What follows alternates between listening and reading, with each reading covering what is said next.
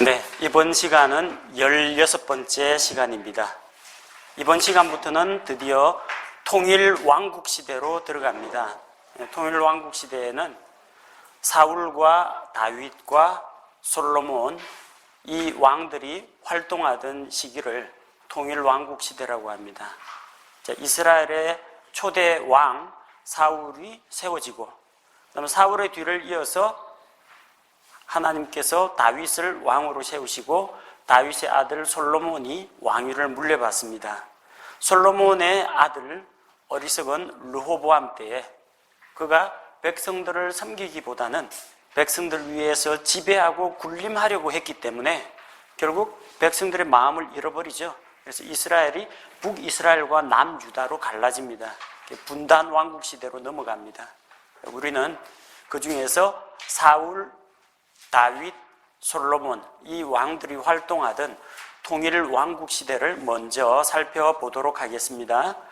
이 시기는 기간이 약 120년간 지속됩니다.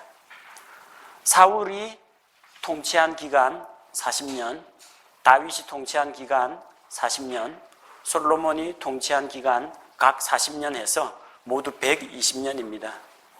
또한 시가서의 대부분이, 시와 지혜 문학의 대부분이 이 시기에 저술이 되었습니다.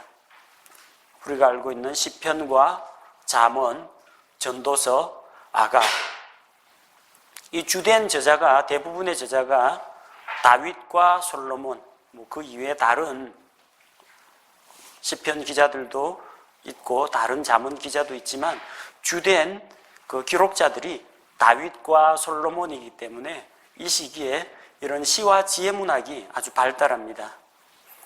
또한 이 통일왕국 시대에 이스라엘의 수도가 예루살렘으로 확정됩니다. 다윗이 여부스 사람들에게서 예루살렘을 빼앗아서 그것을 다윗의 도시로 삼습니다. 따라서 정치 중심지가 예루살렘이 되고 또한 예배의 중심지가 이전의 실로에서 예루살렘으로 바뀌게 됩니다. 그 과정을 살펴보면 하나님의 궤가 예루살렘에 들어오게 되죠. 사무엘기하 6장에 다윗이 언약궤를 예루살렘으로 모셔 올립니다. 또 다윗이 주의 집을 건축하고자 하는 그런 열망을 가지고 나는 백향목으로 만든 궁전에 있지만 하나님의 궤는 저기 장막 속에, 텐트 속에 있다. 그걸 안타까워하면서 하나님을 위해서 집을 지어야 하겠다, 그런 결심을 합니다. 자, 그런데 마침 그 계획을 하나님께서 아시고 너는 전쟁에서 피를 많이 흘린 사람이니 너 대에는 아니고 내 아들 대에서 성전이 건축될 것이다, 이것을 말씀하시고 다윗이 인구 조사를 하는 그 죄를 범한 후에 하나님 앞에 나아가서 회개하고 용서를 받은 곳이 곧 아라우나의 타작마당에서 그 타작마당이 성전의 기초터가 됩니다. 그리고 열왕기상 6장에 가서 솔로몬이 성전을 건축합니다. 자, 이런 예루살렘이 정치와 종교의 중심지가 되는 그 사건이 이 통일왕국 시대에 일어납니다. 또 구약시대의 5가지 언약 중에서 중요한 것 중에 하나인 다윗 언약, 우리 이전에 아브라함 언약 창세기 12장에서 보았었죠. 그 다음에 모세 언약 출애굽기 19장에서 보았죠. 그 다음에 땅의 언약 팔레스틴 언약 신명기 28장에서 30장에서 보았죠. 네 번째 다윗 언약 사무엘하 7장에 나옵니다. 그리고 5번째 새 언약은 예레미야에 가서 다시 이야기하겠습니다. 자, 그 중요한 다윗 언약이 바로 이 통일 왕국 시대에 하나님께서 주셨다는 겁니다.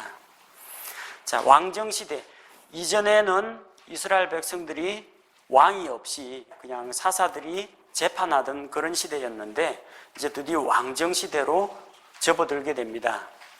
사실 이 왕정 시대는 하나님께서 미리 알고 계획하시고 준비하신 것입니다.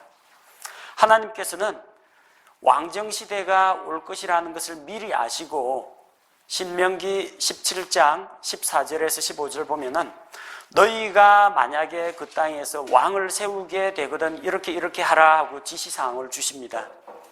그러니까 왕을 세웠다라고 해서 그게 반역은 아닙니다. 하나님의 목표가 뭡니까? 하늘의 왕국. 이 땅에 하늘의 통치가 땅에 그대로 임하는 하늘의 왕국을 세우는 것이 하나님의 목표입니다. 그래서 그 하늘의 왕국은 에덴 동산 이후로부터 계속해서 출애굽기에 나오는 제사장 왕국, 그리고 구약 성경에 나오는 수많은 대언자들을 통해서 계속해서 이야기되고 있는 것이 바로 그 하나님의 왕국, 하늘의 왕국 이야기입니다. 왕국하려면 왕이 있어야죠. 그러니까 왕에 대한 제도가 필요한 겁니다. 자, 그러면서 신명기 17장 14절에서 15절 말씀을 보면 왕을 세울 때 하나님께서 지켜야 할 그런 규례들을 미리 보여주셨습니다. 17장 16절 17절 그러나 그는 자기를 위해 말을 많이 늘리지 말며 말을 많이 늘리려고 백성을 이집트로 돌아가게 하지 말지니라. 주께서 너희에게 말씀하시기를 너희가 이후로는 그 길로 다시는 돌아가지 말라 하셨느니라. 말을 많이 비축하면 안 돼요. 말은 이집트에서 주로 사오게 되는데 이집트하고 이제 손을 끊으라는 이야기입니다. 그 속박의 땅, 압제의 땅에서 너희를 구출해냈으니까 다시 그리로 돌아가지 말라는 겁니다. 또 그는 자기를 위해 아내를 많이 두어 자기 마음이 돌아서지 않게 하며, 여러 아내를 두는 것은 하나님의 뜻이 아닙니다. 창세기 2장에서 하나님이 보여주신 결혼의 원리는 일부 일처 제도입니다. 한 남자와 한 여자가 만나서 가정을 이루는 겁니다. 왕이라고 해서 재산이 많고 권력이 있다고 해서 여러 아내를 두는 것은 옳지 않다는 이야기입니다. 그리고 그 여러 아내를 두게 되면 이 여인들이 지도자의 마음을 바꿔놓는 일이 많습니다. 많은 사람들이 여인에게서 무너졌어요. 보십시오. 삼손 여인에게 무릎을 꿇었습니다. 전쟁터에서 승리를 거둔 다윗을 보십시오. 골리앗은 쓰러뜨렸지만 바세바 앞에서는 맥없이 무너져 내렸습니다. 솔로몬 자기가 데리고 온 이방의 왕비들, 공주들 그 유혹에 넘어가서 우상숭배에 빠지고 범죄했습니다. 그러니까 아내를 많이 두지 말라는 이야기예요. 그리고 자기를 위해 은금을 많이 늘리지 말지니라. 은과 금을 많이 늘리려면 어떻게 돼요? 백성들에게서 세금을 많이 걷어야 되겠죠. 왕은 부자가 되는데 백성들이 힘들어진다는 겁니다. 이 세상에 있는 어떤 물질, 재산에 너무 관심을 두지 말라는 겁니다. 자, 그럼 뭐 해야 됩니까? 왕이 되고 나서 18절에서 20절 말씀에 왕이 해야 할 일이 나오죠. 그가 자기 왕국의 왕좌에 앉거든 그는 자기를 위해 레위 사람 제사장들 앞에 있는 그것에서 이 율법을 책으로 한 권 필사하여, 성경 말씀을 필사해가지고 한 부를 가지고 있어야 됩니다. 평생토록 자기 곁에 두고 그 안에 것을 읽어서 주 자기 하나님 두려워하기를 배우며 이 율법의 모든 말과 이 법규를 지키고 행할 것이니라. 하나님을 두려워하는 것을 배우고 마음이 교만해지지가 않고 그 말씀을 지켜 행하게 된다는 거죠. 자, 이렇게 할 때 그와 그의 자손들이 자기 왕국에서 자기 날들을 길게 할 것이다. 하나님 이렇게 말씀하셨습니다. 나중에 한번 열왕기 살펴보십시오.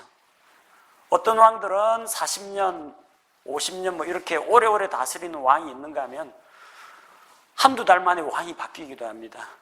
어떤 왕들은요, 북이스라엘의 왕들, 우상숭배하던 왕들은 평안하게 자기 조상의 돌무덤에 들어간 사람이 별로 없어요. 반란 때문에 주로 죽거나 왕의 자리에서 쫓겨나거나 하는 그런 불행을 맞이합니다. 왕 위에서 앉은 날들이 길지 못했다는 거예요. 하지만 하나님을 두려워하고 하나님의 말씀을 따라 살면 이스라엘 자손들의 왕국에서 그의 날들이 길게 될 것이라고 주께서 약속하셨습니다. 자, 그런데 드디어 사무엘기상 8장에 가서 이스라엘의 왕정 시대가 시작이 됩니다. 왜 이스라엘 백성들이 왕을 달라고 구했습니까? 사무엘기상 8장 3절에서 5절을 보면, 자, 그의 아들들이, 사무엘의 아들들이 있는데 그의 길들로 걷지 아니하고 옆으로 돌이켜 이익을 추구하며 뇌물을 취하고 재판을 굽게 하니라. 지도자가 타락했다는 겁니다. 사무엘이 지도자인데 사무엘의 두 아들, 이스라엘의 재판관으로 삼았는데 요엘, 아비야, 이 두 사람이 그릇된 길로 갔다는 겁니다. 당신 아들은 못 믿겠다. 우리에게 왕을 세워달라. 두 번째 이유는 7절에 나옵니다. 주께서 말씀하셨습니다. 백성이 내게 말하는 모든 것에서 그들의 음성에 귀를 기울이라. 그들이 너를 버리지 아니하고, 이스라엘 백성이 지금 사무엘 너를 버리는 것이 아니라 나를 버려서 내가 자기들을 통치하지 못하게 하려 하였느니라. 이스라엘은 신정국가예요. 하나님의 통치를 받습니다. 그런데 하나님의 그런 직접적인 통치를 거부하고 자기들 위에 인간 왕을 세우겠다는 이야기입니다. 자, 하나님 두기를 싫어한다. 그 이유가 있고, 20절 말씀을 보니까 우리도 모든 민족들과 같이 되어, 우리도 세상의 다른 민족들 같이 되게 해달라는 겁니다. 하나님의 백성으로서 하나님이 통치하시는 그 좋은 왕국을 버리고 대신에 이웃나라, 다른 나라를 보고 다른 나라처럼 우리도 왕이 있어야 되겠다. 이 세상 민족을 본받겠다는 이야기입니다. 왜 그렇게 하느냐? 20절, 왕이 우리 앞에 나가서 우리의 싸움을 싸우리이다. 왕이 재판도 하고 우리 대신 전쟁터에 나가서 싸우고 우리를 지키고 구원해 줄 그런 왕을 필요로 한다는 겁니다. 자, 근본 출발 동기 자체가 잘못되었다는 겁니다. 어떤 동기요? 자, 지도자의 타락과 하나님께서 다스리는 그런 왕국을 거부하고 또 이방 민족들을 본받기 원하는 그릇된 동기 가운데에서 이스라엘의 왕정이 시작됩니다. 하지만 하나님께서는 이것을 허용하셨습니다. 하나님이 처음부터 너희에게는 왕이 필요하니까 왕을 세우라 한 것이 아니라 그들이 하나님 앞에서 왕을 요구했습니다. 그리고 하나님께서 말씀하셨습니다. 만약에 너희가 왕을 세우게 되면 어떤 일이 일어날 것이냐?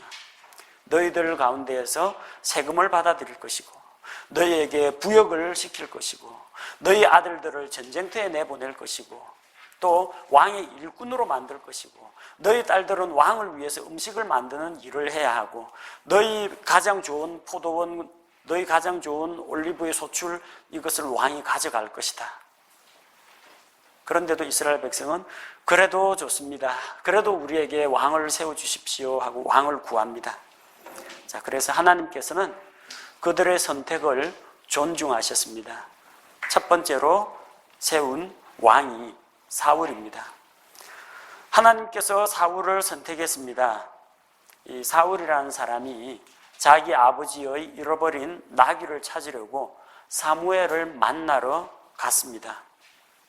자, 그런데 주께서 이미 사무엘에게 사울이라는 청년이 올 것을 알고 그에게 일러주십니다. 그를 왕으로 세우라고 하셨습니다.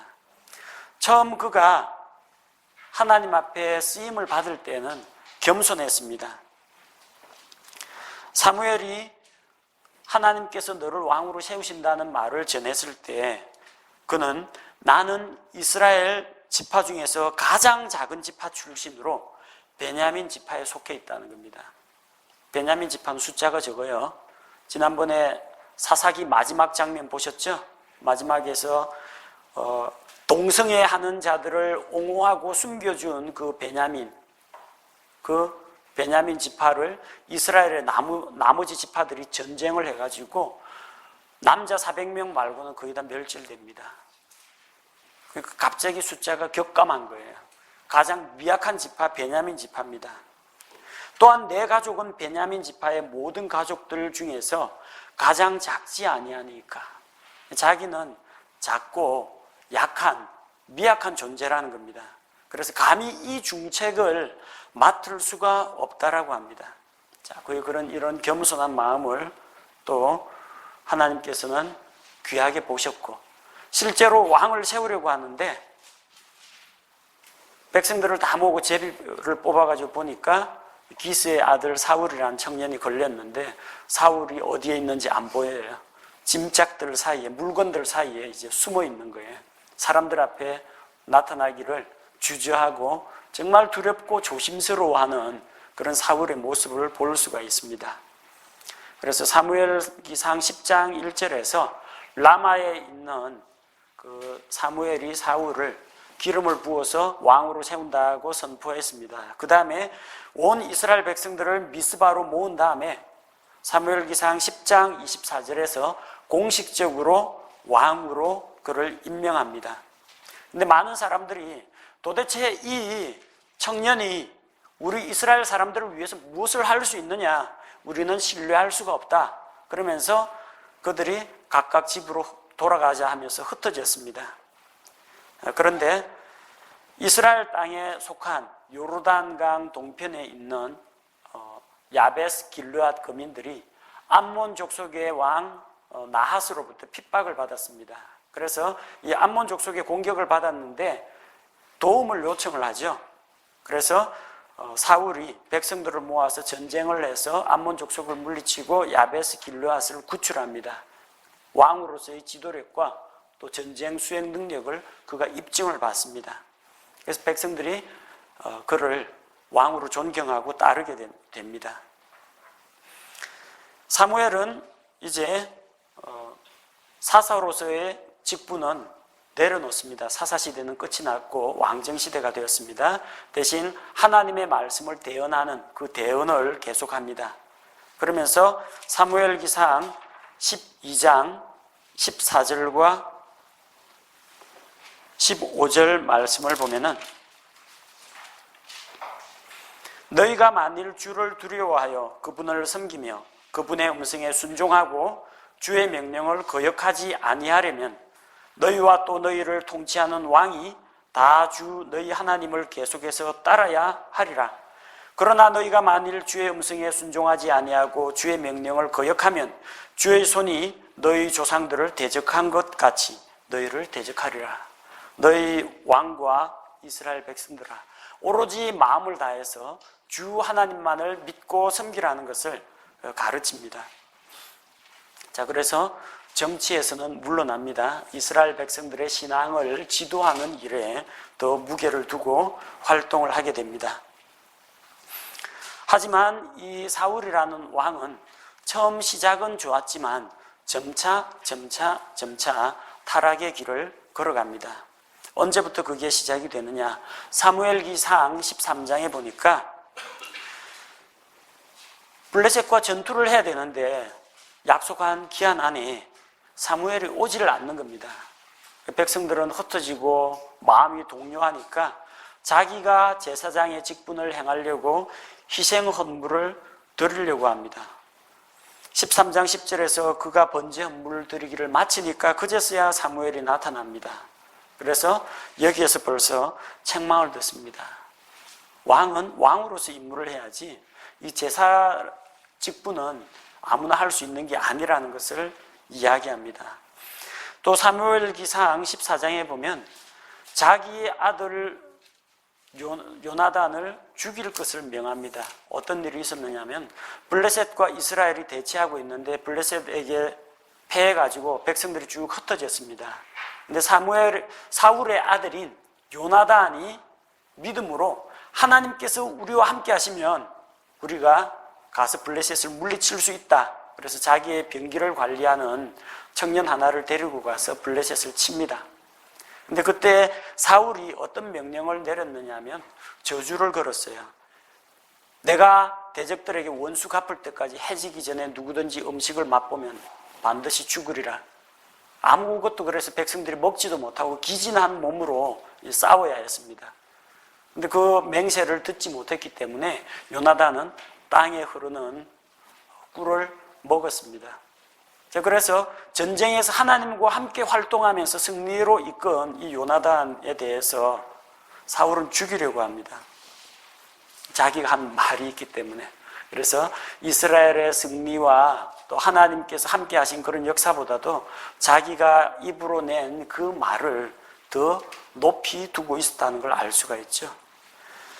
또한 사무엘기상 15장에 보면은 하나님께서 아말렉을 진멸하라고 말씀을 하셨는데 진멸하지를 않습니다. 다 죽여버리면 남는 게 없잖아요.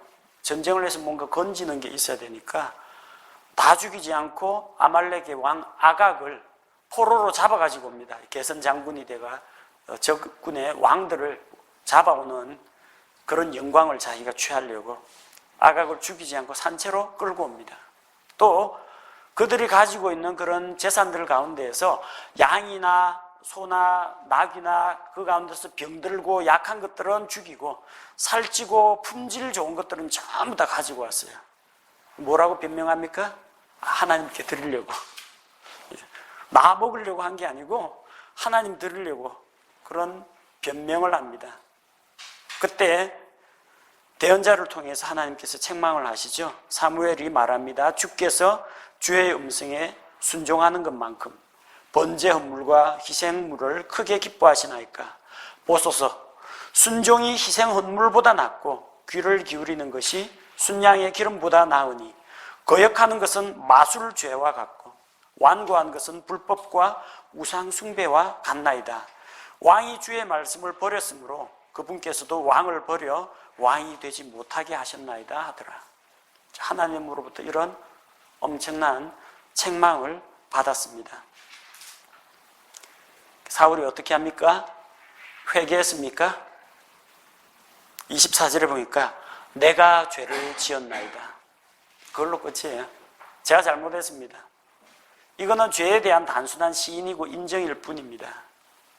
다윗은 죄에 대해서 나단 대언자로부터 책망을 받았을 때 뭐라고 했어요? 내가 주께 죄를 지었나이다. 다윗은 죄가 하나님의 성품과 하나님의 영광과 하나님의 말씀을 대적하는 것, 그분에게 반역하는 것이라는 사실을 알고 있었습니다. 그래서 이 죄는 밧세바나 우리아에게만 짓는 죄가 아니라 하나님을 반역하는 것이라는 걸 알고 하나님께 죄를 지었다고 고백했어요. 해결하려면 어떻게 해야 돼요? 죄는 하나님께 짓는 거니까 죄 용서는 누가 할 수 있어요? 하나님만이 할 수가 있습니다. 죄에 대한 해결책도 하나님에게 나와요. 파라오나 사울처럼 내가 잘못했다, 그걸로 끝나지 않았습니다. 내가 주께 죄를 범하였습니다. 죄를 용서하는 것은 주께 달려 있습니다. 그래서 하나님의 자비를, 하나님의 긍휼을 호소하고 자기 죄의 문제를 해결합니다. 사울은 이 죄의 문제를 결국 해결하지 못합니다. 나중에 다윗이 자기보다 더 유명해지고 성장하고 백성들에게 인정받고 존경받으니까 시기하는 마음이 생깁니다. 시기하는 마음은 질투로 발전했습니다. 질투하는 마음이 미움으로 발전했습니다.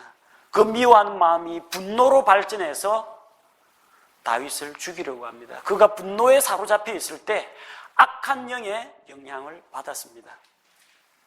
하나님께서 악한 영을 고용해가지고 사울에게 집어넣은 게 아니라 그가 하나님의 사랑과 공의를 떠나서 시기와 질투와 미움과 분노를 좋아하니까 결국은 그 영의 지배를 받게 되는 겁니다.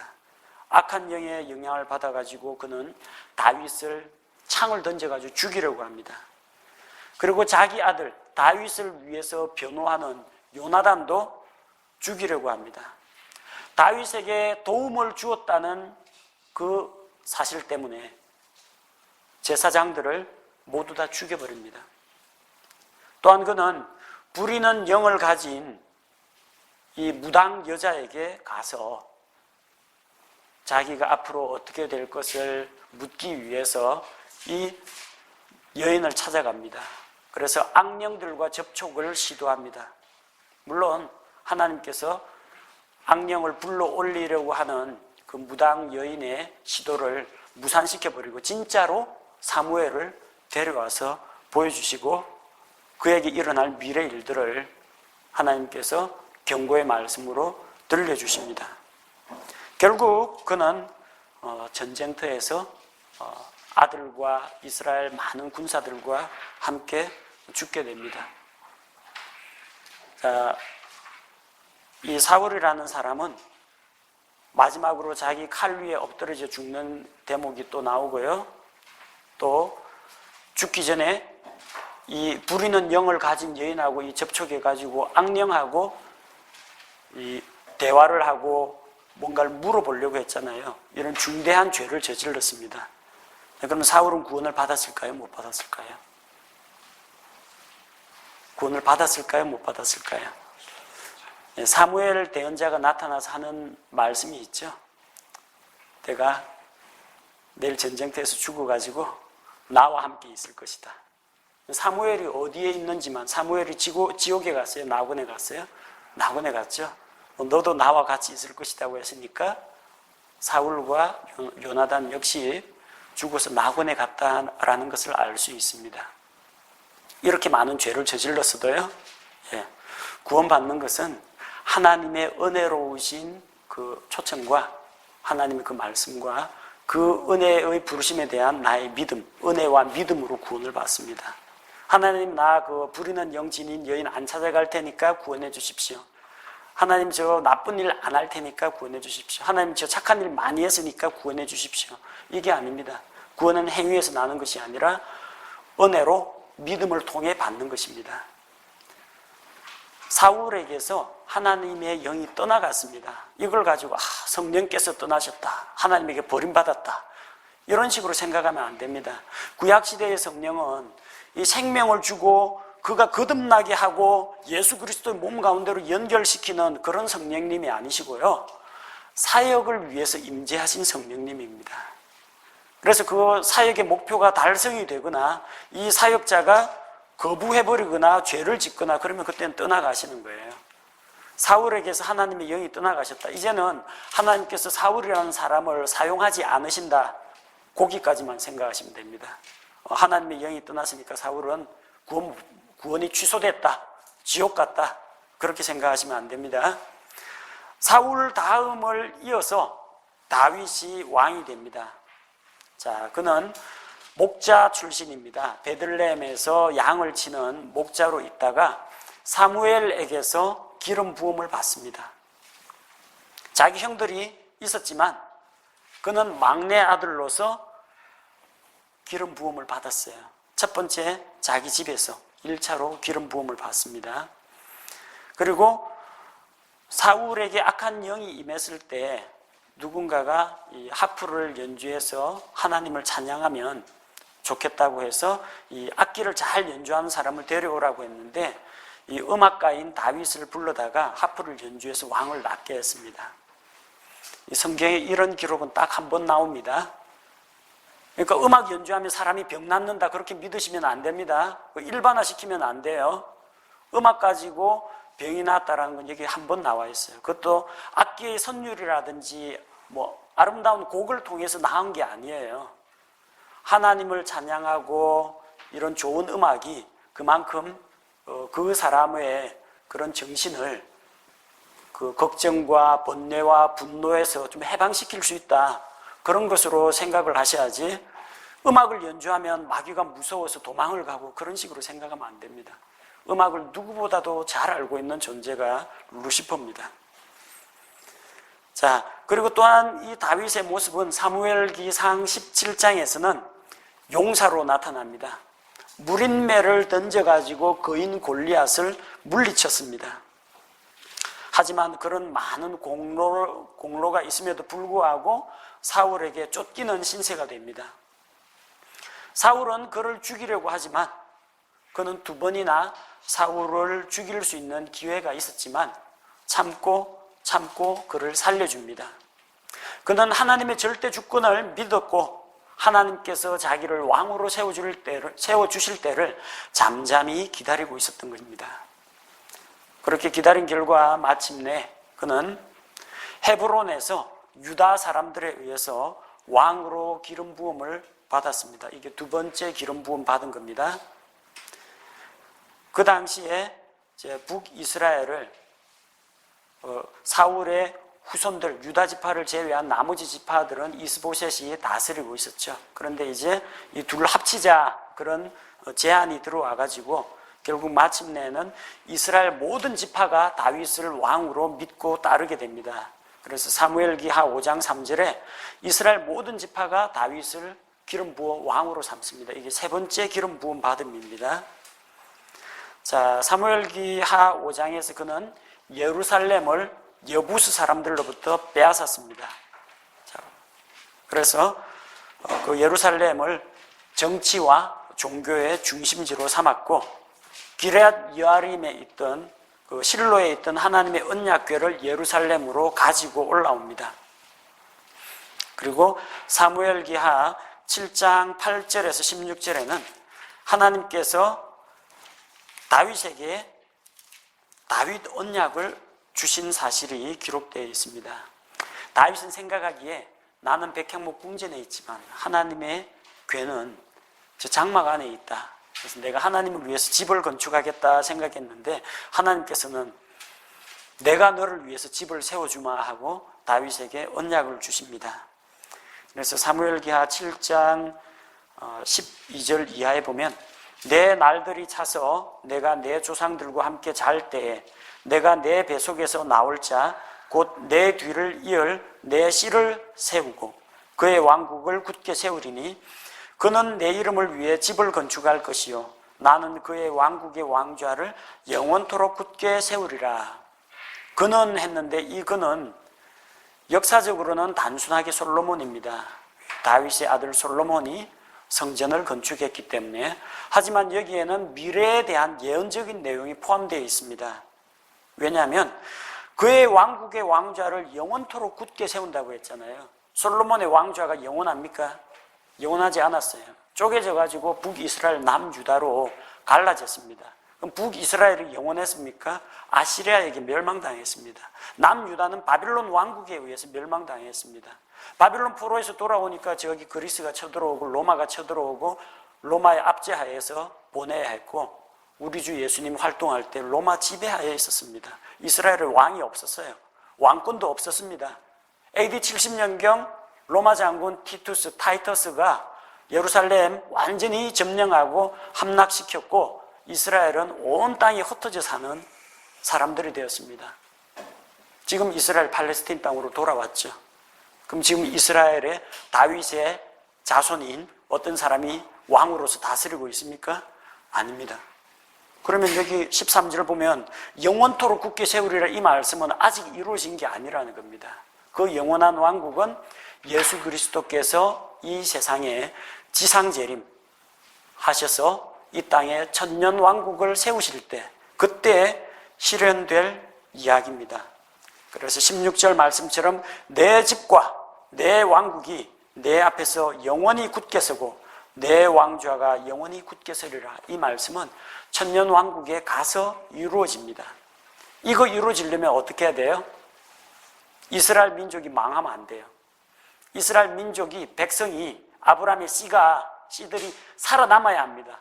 멸망당하면 안 돼요. 그래서 이스라엘이 아직도 남아있는 거예요. 수많은 외침을 받고 식민지 포로 생활 다 해봤지만 아직도 남아있는 겁니다.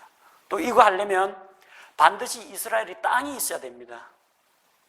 왕국 세우려면 뭐가 있어야 돼요? 국민, 영토, 주권 세 가지가 있어야죠. 땅도 있어야 됩니다. 이스라엘 백성도 있어야 되고 왕권은 예수님께서 가지고 오십니다. 그러니까 이스라엘이 땅이 회복되어야 되고 그 백성들이 살아남아 있어야 되고 또 백성들이 왕을 왕으로 인정해야 왕국이 됩니다. 가이사 외에는 우리에게 왕이 없습니다. 이 사람은 유대인의 왕이 아닙니다. 이러면 왕국이 안 된다는 거예요. 찬송하리로다 주의 이름으로 오시는 이여. 메시아를 그렇게 이스라엘 백성들이 소망하고 기다릴 때 왕국이 세워질 수가 있습니다. 이걸 뭘 말합니까? 다윗 언약이 성취가 되려면 지금 하나님을 거역하고 예수 그리스도를 부인하고 있는 이스라엘 백성들이 민족적으로 회개하고 돌아와서 하나님 앞에서 새 마음을 가지고 변화되어야만 이 다윗 언약이 이루어집니다. 다윗 언약은 하나님께서 주신 것으로 반드시 이루어집니다. 아브라함 언약과 마찬가지로 반드시 이루어져요. 반드시 이루어지려면 마침내 이스라엘이 회개하고 돌아오는 그 일도 마지막 날들에 반드시 일어난다는 겁니다. 그래서 이 다윗 언약은 대단히 중요합니다. 이 다윗의 자손으로 바로 예수 그리스도께서 오셨기 때문입니다. 자, 이 언약을 받고 정말 영적인 상승 곡선을 지금 타고 있어요. 다윗이. 근데 사무엘기 딱 11장에 딱 가니까 어떤 일이 일어나요? 부하 장군들은 전부 전쟁터에 나갔는데 자기 혼자 침상에서 뒹굴뒹굴 하다가 저녁에 늦지막히 일어나 보니까 옆집에 바라보니까 옆집에 웬 유부녀가 목욕을 하고 있어요. 그거 보고 이 마음이 그쪽으로 넘어가서 결국 자기 부하 장군의 아내인 이 우리아의 아내 밧세바를 취해서 간음을 하게 됩니다. 그리고 이게 들통날까봐 이 여인이 임신한 아이가 우리아의 아내인 것처럼 속이려고 어떻게 했어요? 우리아를 전쟁터에서 불러내고 자기 집으로 보내려고 하는데 안 내려가는 거예요. 자기 지휘관인 요압 장군이 지금 백성들과 함께 들에서 자고 있을 텐데 내가 어떻게 집에 내려갑니까? 충직하게 안 내려가는 거예요. 한우 없이 우리아를 전쟁의 전면에 가장 용사들이 많이 나오는 위험한 곳 사지에 배치를 하고 자기들은 물러나서 우리아 장군을 죽게 만들었습니다. 자, 다윗이 무슨 죄를 저질렀어요? 살인죄? 간음죄. 무슨 죄를 저질렀어요? 자, 그는 여인을 보고 음욕을 품고 간음을 행할 때 그는 하나님을 하나님으로 인정하지 않았습니다. 하나님보다는 자기의 성욕이, 자기의 음욕이 자기의 주인이 되어버린 거예요. 그리고 그는 여인이 자기 우상이 되어버린 겁니다. 그리고 대언자 나단이 한 말처럼 주께서 왕의 죄를 용서는 하셨지만 이 일로 인하여 대적들에게 비방거리가 되었다고 주의 이름이 업신여김을 받았습니다. 주의 이름을 헛되이 취하지 말라고 했죠. 다윗이 입으로 하나님의 이름을 명예훼손은 하지 않았지만 몸으로 행동으로 하나님의 이름을 욕되게 했습니다. 다윗에게 그 죄를 짓고 안식이 있었습니까? 마음에 안식이 없어요. 눈물 흘리면서 침상을 눈물로 띄울 정도로 괴로워하고 고통스러웠습니다. 좋은 아버지, 존경받는 아버지가 됐습니까? 아들이 그거 따라합니다. 자기 이복 누이 동생을 강간하는 일이 일어나요. 암논이 다말을 강간한 이야기. 그 아들들이 아버지를 존경하겠어요? 내 부모를 공경하라? 다윗 집안에서 그게 안 일어납니다. 아들이 간음을 하고 아들이 아버지를 반역을 하는데 살인하지 말라 했는데 우리아를 죽였어요. 간음하지 말라고 했는데 밧세바를, 거짓말하지 말라고 했는데 이게 다윗의 아이가 아니라 우리아 아이인 것처럼 딱 속이려고 거짓말로 속여 넘기려고 했습니다. 무엇이든지 내 이웃에 있는 것을 탐내지 말라. 그 집에 있는 여자 종이건 남자 종이건 낙이건 속은 이웃의 물건이건 탐내지 말라고 했는데 이웃의 아내를 탐냈습니다. 탐심은 우상숭배니라. 결국 한 가지 죄를 지었다고 생각하지만 그는 십계명 전체를 다 어겼습니다. 무엇보다 자기 마음에 하나님 그 순간만은 하나님 두기를 싫어했다는 겁니다. 회개하고 용서받으면 되지 않느냐? 예, 회개하고 용서를 받았습니다. 그러나 죄의 용서를 받았지만 죄의 상처는 남습니다. 질병 걸렸을 때 약 먹고 주사 맞고 수술을 해가지고 회복이 되죠. 그러나 어떤 것은 흉터가 남고 상처가 남고 후유증이 남습니다. 자, 다윗은 성공가도를 달리다가 이 죄에 걸려 넘어지는 바람에 하나님하고의 관계가 어려워졌고 또한 그의 통치력, 리더십에도 문제가 생겼습니다. 대언자 나단 앞에서 그는 분명히 이야기했습니다. 나단이 예화로 든 부자와 가난한 사람의 양 이야기가 나왔는데 그 부자가 이 사람에게서 하나밖에 없는 암양을 취해갔으니까 그 사람은 4배나 갚아야 하리라. 4배 보상법을 들고 나왔습니다. 자, 그래서 그는 4배로 그 생명을 갚아줘야 했습니다. 다윗과 바세바 사이에서 간음으로 태어난 아이가 죽었습니다. 암논이 이복누이 다말을 강간했다가 압살롬의 손에 죽었습니다. 압살롬은 아버지에게 반역을 했다가 나중에 요압 장군에 의해서 죽습니다.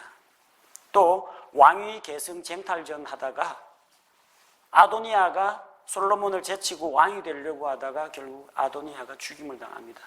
그의 4아들이 죽었습니다. 4배로 갚아줘야 합니다. 죄는 무섭습니다. 하나님 잘못했습니다 하고 용서받을 수 있기 때문에 안심하고 죄를 지을 수 있다? 절대 그렇지 않습니다. 죄의 결과나 후유증, 죄가 가지고 오는 상처, 또 그로 인해서 피해를 입을 많은 사람들을 우리가 생각할 때 죄를 그렇게 간단하게 봐서는 안 됩니다. 사무엘기하 24장에서 다윗이 또 한 가지 범죄가 나옵니다. 하나님께서는 네 능히 이스라엘의 4분의 1을 계수하겠느냐 민수기에서 대언의 말씀으로 주셨는데 이스라엘의 숫자를 하늘의 별과 같이 많게 바다의 모래같이 많게 하겠다고 약속하셨는데 아무도 이스라엘을 계수할 수 없다고 했는데 그는 인구조사를 했습니다. 인구조사를 한 목적은 세금을 얼마 걷어들일 수 있는지 계산이 나옵니다. 그거 안 해도 하나님이 먹여 살립니다. 인구조사를 하면 전쟁에 나갈 인원이 얼마가 되는지 장정들 숫자가 나옵니다. 그거 안 해도 하나님이 지켜주시면 적은 숫자로도 이스라엘의 대적들을 물리칠 수가 있습니다. 근데 점차 보이지 않는 하나님보다도 눈에 들어오는 세금하고 눈에 들어오는 전투력이 다윗의 마음을 사로잡은 겁니다. 자, 그래서 인구조사한 그 죄로 인해서 하나님에게 징계를 당하고 징계를 당한 그 자리에서 아라우나의 타작마당에서 희생 헌물을 드리고 하나님과 다시 화해를 합니다. 그리고 그 자리가 아라우나의 타작마당에 있던 그 자리가 나중에 솔로몬이 예루살렘 성전을 짓는 그 자리가 됩니다. 다윗의 뒤를 이어서 솔로몬이 왕위에 오릅니다. 열왕기상으로 넘어갔습니다. 왕위를 가로채려고 하는 그 아도니아가 있었고 아도니아의 모반에 동참한 사람이 있어요. 제사장 아비아달, 군대대장 요압 이런 사람들이 있었는데 결국 이 사람들은 솔로몬에 의해서 직위해제당하거나 나중에 죽임을 당합니다. 또 다윗이 압살롬의 난을 피해서 피신할 때 다윗 왕을 저주했던 시므이 역시 솔로몬이 예루살렘에서 머물고 떠나지 말라라고 했는데 그 언약을 어기고 예루살렘을 떠났기 때문에 그를 죽입니다. 그래서 죄인들에게 공의가 집행되어서 죄에 대해서 엄정한 심판이 일어날 때 그 왕국이 굳게 서게 됩니다. 열왕기상 2장 46절 말씀을 보면은 어떻게 왕국이 강성해지느냐? 이에 왕이 여호야다의 아들 브나야에게 명령하니 그가 나가서 그를 덮쳐서 죽게 하며 왕국이 솔로몬의 손에서 굳게 섭니라. 무서운 중죄를 지은 자들에 대해서 엄정하게 공의를 집행할 때 왕국이 바로 선다는 겁니다. 요즘은 피해자보다도 범죄자 인권을 옹호하는 그런 추세에 있습니다. 우리나라 사형 제도가 있지만 벌써 10년이 넘도록 사형을 집행하지 않았기 때문에 실질적인 사형 폐지 국가에 해당합니다. 사형을 안 하게 되니까 어떤 일이 일어납니까? 사람들이 무서운 줄을 몰라요. 법 무서운 줄을 모르고 하나님 무서운 줄을 모르고 공권력 무서운 줄을 모릅니다. 하나님께서 세우신 권위를 인정을 하지 않으려고 해요. 하지만 판단의 공의가 바로 집행될 때 왕국이 견고하게 선다는 겁니다. 우리가 이 사실을 기억해야 되겠습니다. 솔로몬은 왕위에 오른 다음에 하나님께 일천 희생으로 번제물을 드렸습니다. 일천 번제는 한 번, 두 번, 세 번, 1000번 제사를 드렸다는 게 아닙니다. 이건 차례 번제가 아니라 태울 번제예요. 번제, 태우는 제사, 태우는 희생물이란 뜻입니다. 1000마리의 희생으로 번제를 드렸어요. 자, 기브온에 있는 그 산당에서 하나님 앞에 많은 희생물을 드리고 하나님께 예배를 드렸습니다. 자, 주께서 나타나셔서 그에게 무엇을 줄까 하고 물으셨을 때 그는 지혜를 구했습니다. 지혜라는 것은 이 머리 IQ를 이야기하는 게 아닙니다. 하나님을 두려워하고 하나님의 기준으로 사건과 사람과 이 세상을 올바르게 분별하고 판단할 수 있는 능력이 지혜입니다. 그것이 구체적인 상황에 적용될 수 있도록 유형화되고 체계화된 것을 지식이라고 합니다. 그는 그 지혜를 가지고 왕국을 다스렸고 그 구체적인 사례로 서로 이 아이가, 살아있는 아이가 자기 것이라고 주장하는 두 장녀 사이에서 누가 아이의 어머니인지 지혜를 사용해서 재판하는 것을 보여주었습니다. 자, 하나님의 도우심으로 열왕기상 4장에서 솔로몬은 나라를 아주 부강하게 잘 성장시켰습니다. 열왕기상 4장 25절 말씀을 보면 솔로몬의 평생 동안 다한에서부터 브엘세바에 이르기까지 유다와 이스라엘이 곧 각 사람이 자기 포도나무와 무화과나무 밑에서 안전히 거하였더라. 태평성대를 누렸다는 의미입니다. 또한 그는 하나님 앞에서 성전을 건축해서 하나님께 드렸습니다. 솔로몬이 지은 성전은 그렇게 큰 게 아닙니다. 가로 27m, 세로 9m, 높이 13.5m 3층 건물입니다. 바닥 면적만 따지자면 우리나라 평수로 74평짜리입니다. 74평짜리면 웬만한 예배당보다, 웬만한 교회 예배당보다 작아요. 그렇게 크지가 않습니다. 건물의 크기가 중요한 문제가 아니고 거기에 주께서 임재하시느냐, 주께서 함께 하시느냐, 그게 중요한 것입니다. 이전에 성막, 회중의 성막, 그거보다는 면적이 가로 2배, 세로 2배가 늘었습니다. 그래서 면적은 4배가 증가합니다. 공사 기간은 약 7년이고요. 7년 뒤에 이 성전을 하나님께 드리면서 솔로몬이 봉헌하면서 기도드리는 내용이 열왕기상 8장 22절에서 53절 말씀에 기록되어 있습니다. 3가지를 기도합니다. 첫 번째, 각 개인을 위해서 죄인은 심판받고 의로운 자는 의롭다 판정 내려주시기를 구했고, 또 이스라엘 백성과 이 왕국을 위해서 기도했습니다. 이 백성들의 죄가 용서받고 땅이 저주받지 않고 혹시 죄를 지어가지고 적군의 포로로 사로잡혀 가더라도 이스라엘을 멸망시키지 말고 보존해 주시도록, 다시 돌아오게 해주시도록 하나님께 기도를 합니다. 또 3번째로 여기 이스라엘 가운데 속하지 않은 이방인들이 와서 기도하더라도 주께서 하늘에서 들으시고 그 기도를 들어주시도록 그렇게 구했습니다. 솔로몬의 재산과 명성은 가히 이 세상 사람들이 따라올 수 없는 엄청난 것이었습니다. 금과 은과 말과 병거와 선박들과 무역상들과 그리고 세계 곳곳에서 그의 명성을 듣고 지혜의 말씀을 듣기 위해서 사람들이 찾아왔습니다. 하지만 그런 솔로몬도 하나님 앞에 범죄함으로 그의 인생은 마지막이 그다지 성공적이지 못했습니다. 그는 말들을 많이 모았습니다. 하나님께서 말들을 많이 모으러 이집트로 가지 말라고 했는데 이집트에서 때로, 1마리 2마리가 아니라 그냥 때로 값을 매기고 사왔습니다. 그리고 그것을 저쪽에 있는 다른 지방에다가 내다 팔았습니다. 나중에 그게 이스라엘의 적군들이에요. 그 말 타고 이스라엘 침략하러 옵니다.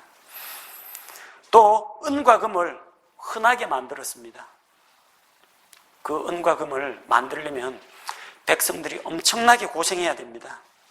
수많은 아내들을 두었습니다. 왕비가 700, 첩이 300, 1000명. 어떤 아내는 몇 년, 하루에 한 명씩 방문하면 몇 년 만에 한 명씩 오랜만에 만나는 아내들도 나올 것 같아요. 그리고 그 아내들이 그냥 왔느냐, 그냥 단순한 여자로서 왔느냐, 다 이방 민족들로서 이방 종교 섬기는 여자들이에요. 자기들 우상을 다 가지고 왔습니다. 예루살렘에 그 우상 다 세워놓습니다. 왕비가 믿고 섬긴다고 하니까 일반 백성들이 따라갑니다. 이스라엘이 우상 숭배로 오염이 되어버렸다는 겁니다. 그래서 하나님께서 솔로몬을 징계합니다. 에돔 족속 하닷이 반역을 일으킵니다. 시리아의 르손이 반란을 일으킵니다. 솔로몬은 노했겠죠. 진노했을 겁니다. 나를 잘 섬기다가 왜 이제 와서 나를 반역하느냐 하면서 공격했을 겁니다. 하나님께서 똑같은 말씀하고 계십니다. 지금까지 다윗 솔로몬 하나님을 잘 섬기다가 왜 이제 와서 나를 반역하느냐 하고 하나님이 똑같이 솔로몬을 책망하시는 겁니다. 이게 하나님의 징계의 채찍인데, 자, 그리고 결국은 왕국이 분열됩니다. 그의 아들 르호보암 때에 북이스라엘하고 남쪽 유다가 나뉘어지게 되고, 다윗의 집안은 결국 유다와 베냐민 요 조그만한 부분만 다스리게 됩니다. 우리는 여기서 무엇을 배울 수 있습니까? 겸손하게 시작했던 사울이 마음이 교만해지고 높아지니까 하나님으로부터 쓰임받지 못하게 됩니다. 다윗은 성공 가도를 달리다가도 죄를 가까이 하니까 그만 침체에 빠져버리고 그 죄의 삭과 열매로 인해서 많은 고통의 세월을 보내게 됩니다.